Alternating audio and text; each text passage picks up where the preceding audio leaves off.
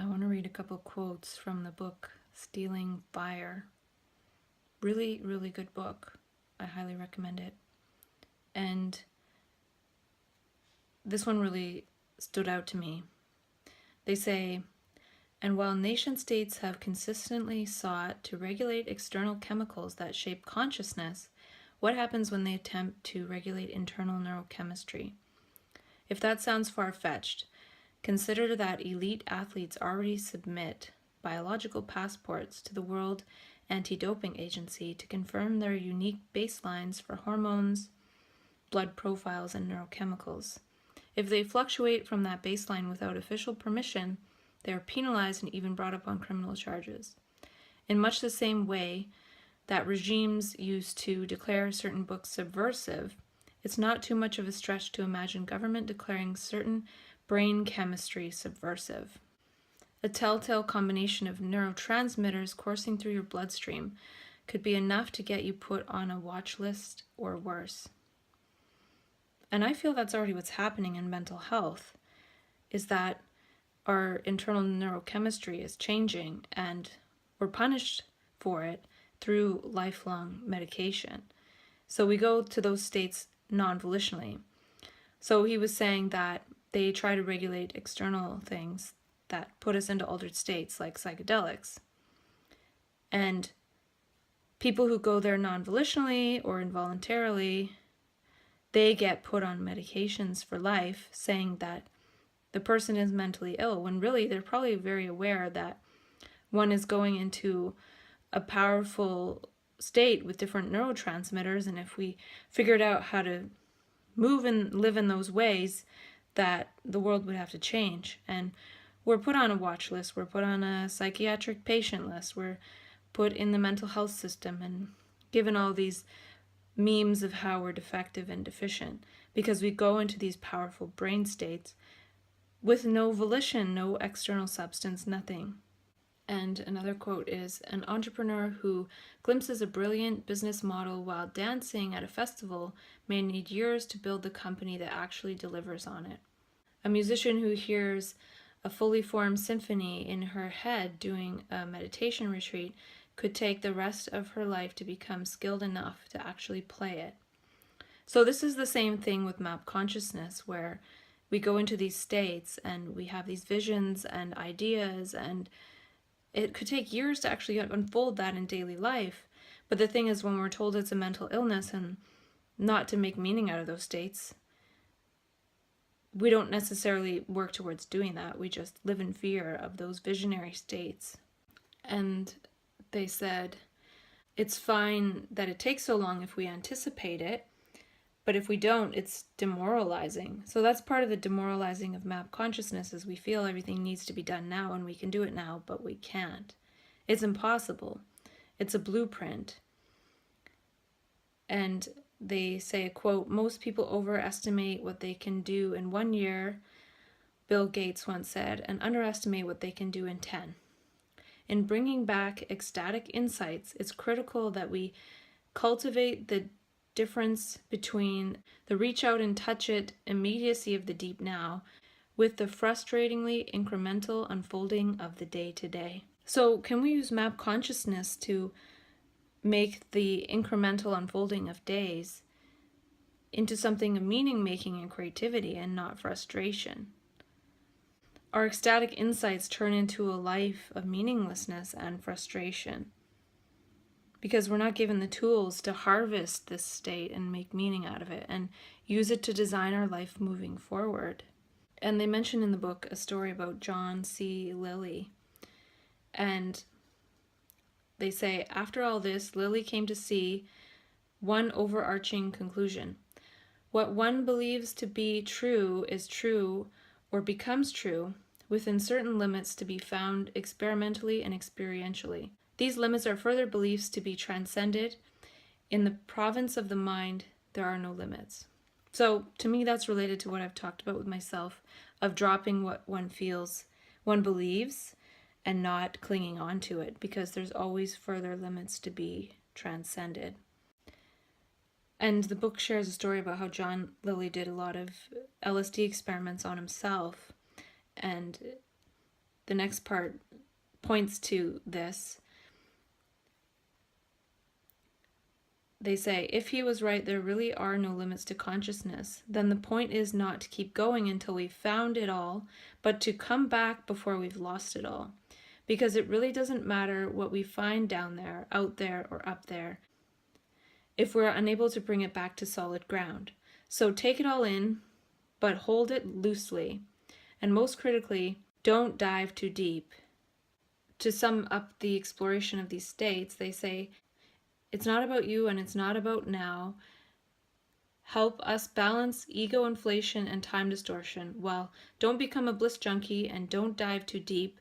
Ensure that we don't get seduced by the sensations and informations that arise in altered states.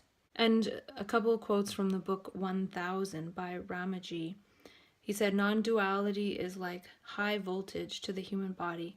Sudden shocks are not desired. Even in the carefully prepared vehicle, the distorting blast of the clear light can lead to mental imbalances. This is more likely if the seeker has attempted to storm the gates of heaven by using psychedelic substances. And it says, just watching the slow birth of self-inquiry in the 560s. In the 560s, the student is the moth attracted to the flame, but his egocentric instincts inform him to keep a safe distance. He wants to stay in control of his life. He wants to keep his world as he knows it's safe and intact. The sacred madness that will lead him to dedicate his life to this deadly, to the ego understanding is birthing. It does so subconsciously. It has not yet surfaced in his life. This is all as it should be, since once the step is taken into direct experience of the non-dual, there will be no looking back. There is no guarantee this exposure will work out well. As from a divine poison, symbolic limbs may be cut off. States of mind elsewhere labeled a type of insanity may arise. So I really like this book 1000 by Ramaji because it has a lot of this kind of stuff that I just read, and I really like Stealing Fire, even though they don't attribute some of these states to what people touch on in things that are then interpreted as mental illness.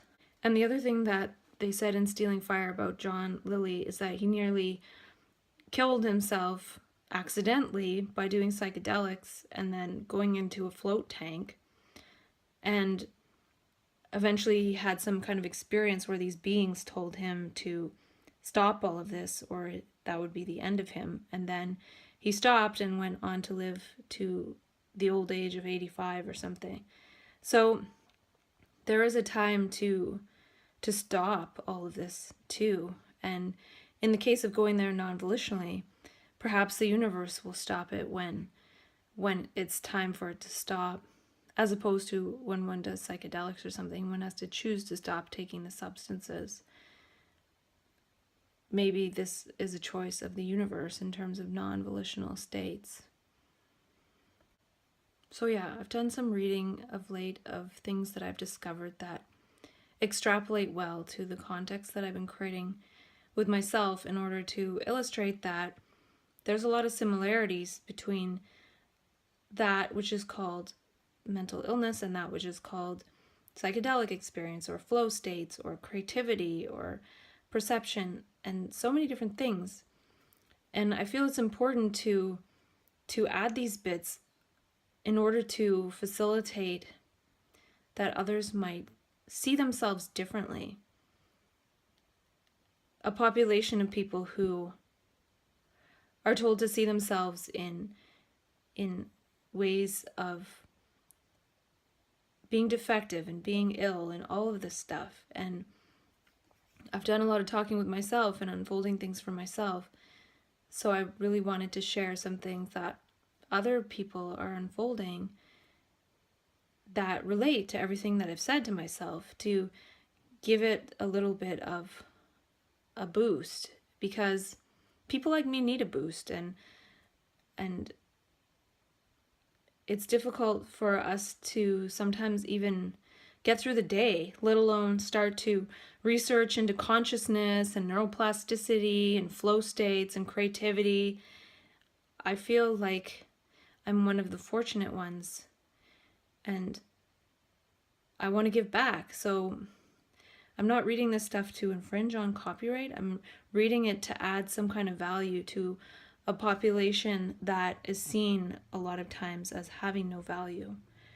So I hope people can appreciate that, because I don't know all the rules, but I do know for myself that when I was in the worst of it, I couldn't even read. I couldn't even see straight. I had to buy cheap reading glasses, different strengths depending on the day, from dollar stores in order to just read a page maybe from my doctor, let alone read books and things. So I'm trying to translate some of this into something that is easier to be able to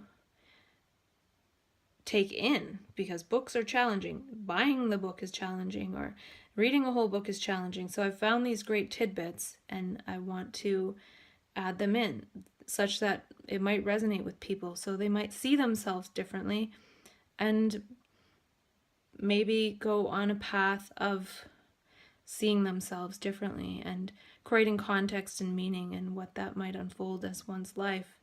And that's what I've been doing for myself. So I hope that these other great creators that I've shared a little bit of their stuff can see that the community of people that have been labeled with mental illnesses need to hear some of this stuff. And maybe some can't afford the book, or some can't read the book because of the blurriness, because of the meds, because of the fatigue.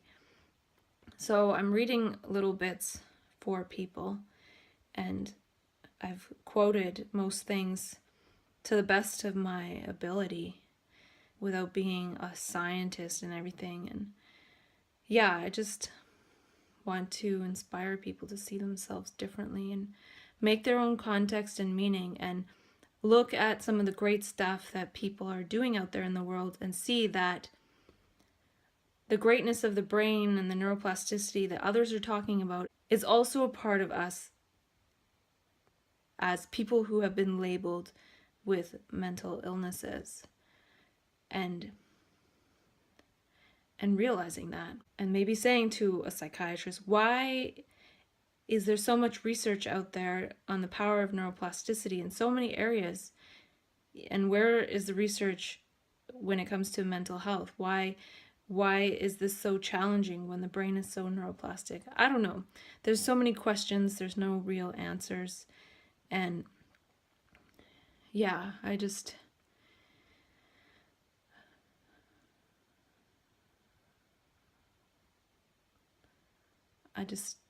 don't want people like me to believe they're defective, deficient, degenerating over time.